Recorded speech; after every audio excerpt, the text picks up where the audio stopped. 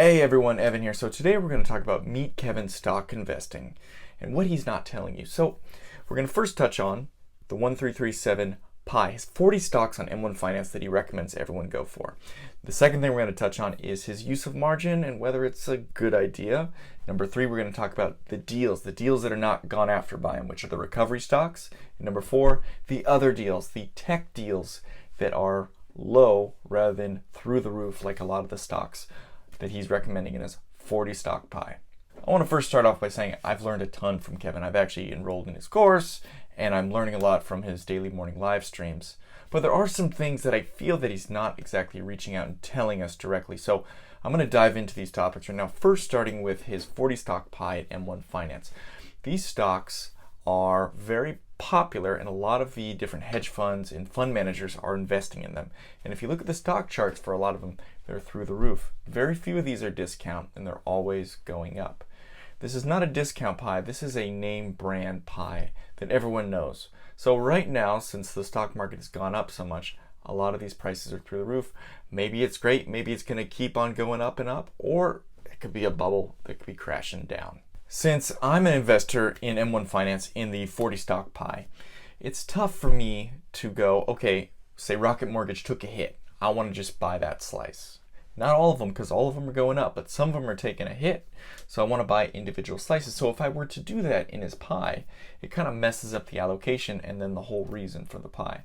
So it's really tough to get deals. You're just buying into the full market index. And it's kind of like you don't have any leverage.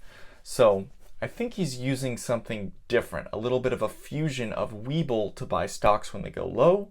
And then he's also using M1 Finance to buy his 40 stock pie when everything's dipping low as a total market, which doesn't happen that often these days. All right, point number two, he has been using margin heavily.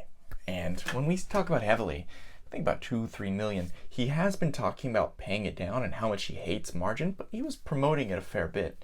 And his use of margin, say with Webull, that starts at 7%, crazy high. Robinhood, 5% margin. His smart use was margin with M1, with if you subscribe for M1 Plus, it's like $125 a year. It is only 2%. So if you have margin at M1 Plus, it's fine because they only cap you at 35%. So you can't really over leverage. And I think if the market drops 45%, there'll be a margin call, which is a little area of buffer, which is good. So margin recommendations on Webull and Robinhood, not a good idea. But M1 Finance, you could, but still margin recommendation is not the best tip. All right, so point number three is no recovery stocks. Granted, I did look at his, metkevin.com/recovery, his recommended recovery stocks before he sold out. I didn't really like them. They're like Disney, which is pretty good, but Marriott, Delta, JP Morgan, Cheesecake Factory, Carnival, all these ones that are very much travel based are just tough recommendations because travel may take a long time to get back, but maybe focusing more on retail where people can still be shopping right now. So his diversity, especially Dave & Buster's, maybe weren't the best picks. I still think there's some big winners in recovery, and just abandoning that section entirely from his either recovery or from his 1337 40 stock slice pie is not the best bet.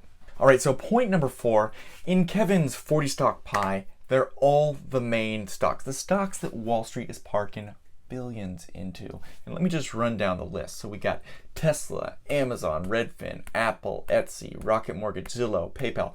These are the big dogs. These guys are on their lifetime high right now. They've gone up. Everyone's parking money in them, taking them out of recovery, taking money out of recovery, putting it into these tech stocks. So they're getting so overvalued, potentially.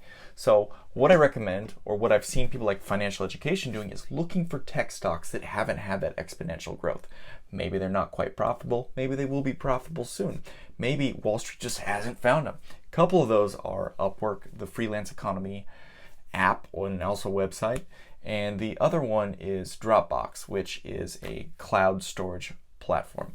These are poised to be multiple Xers because they haven't blown up through the roof yet. So buying now at the top of the market isn't always the best idea. And that's kind of what you're doing when you buy into his 40 stock pie. Okay, to sum this up, I really like what Kevin's doing. He's helped me out so much with evaluating stocks, getting into investing more, getting into real estate, and I've taken his courses. So I don't want to bag on him with this, but I do think that buying into the 1337 or the 40 stock slice pie is a tough thing to do when the market's going so much. It's smart that he recommends it on his live streams to do it when the market's dropping, but still, all those stocks could be potentially overvalued, a little frothy. So focusing on not using margin and then also going into recovery and undervalued tech stocks would be a huge thing and a huge value add for his listener base, including myself. And if you haven't actually gotten a Webull account, which I recommend doing because he uses M1 Finance and Webull, sign up with the link below, deposit $100. You don't even need to make any trades. You can pull the money out. You'll get 3 free stocks. So that's a good way of using a stock trading platform to buy exactly when you want. M1 Finance only has 1 trading window a day, so you never know what price you're going to get. So check out Webull, and if you like this and want more content like this every other day, hit the subscribe button, thumbs up, and I'll talk to you soon.